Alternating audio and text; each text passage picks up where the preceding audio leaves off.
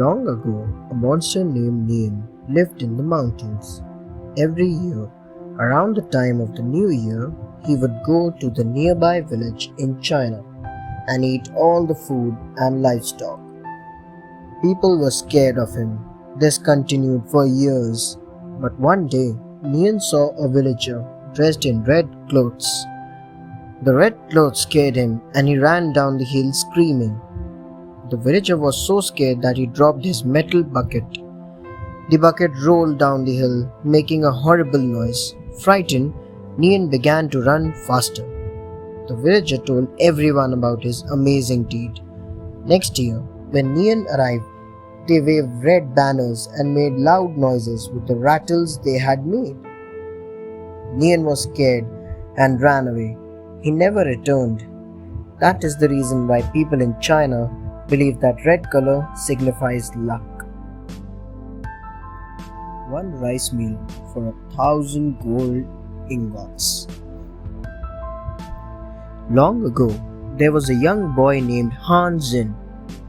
He was very poor and went to people's houses to beg for food. But soon the people were annoyed with him.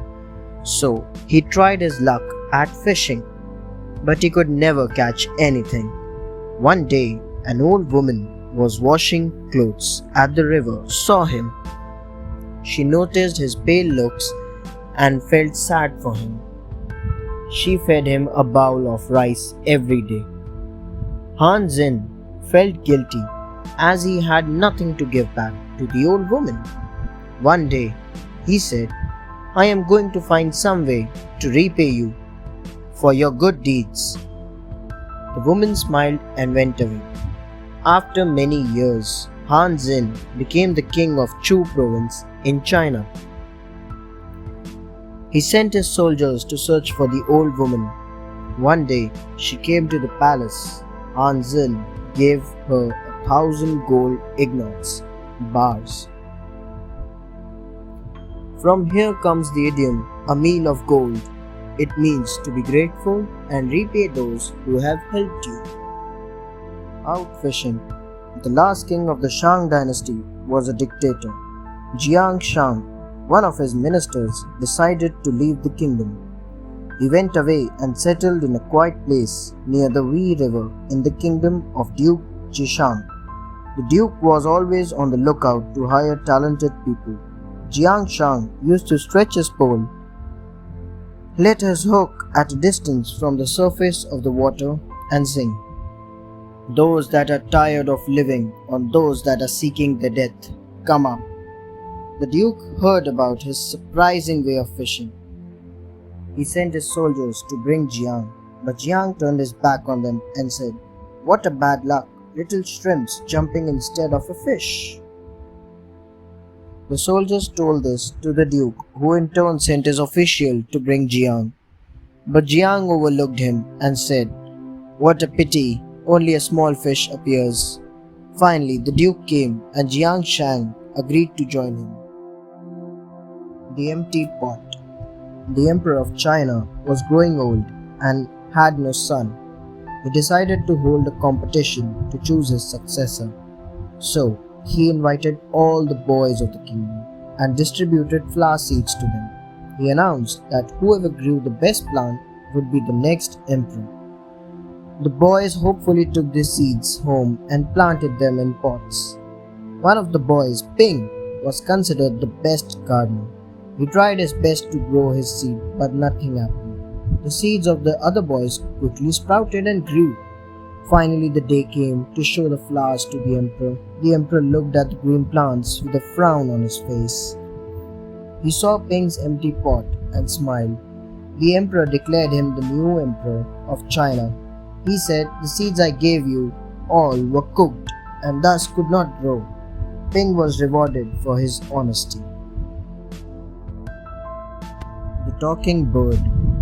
Once a man had a pet talking bird. He loved traveling and had traveled all over the world.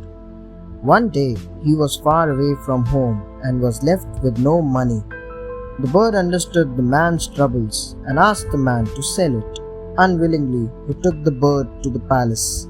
The prince was delighted to hear the bird talking. He gave the man 10 ounces of silver in return for the bird. The prince talked with the bird throughout the day. Now, it was my time to serve the food, the bird said. May I have a bath? The servants brought water in a golden bowl and opened the cage door. The bird splashed about in the bath and then perched on a tree. It kept talking to the prince. Suddenly, it said, "Goodbye, I'm off," and the bird went back to the man. Who was the sinner? Long ago, 10 farmers were crossing a field together.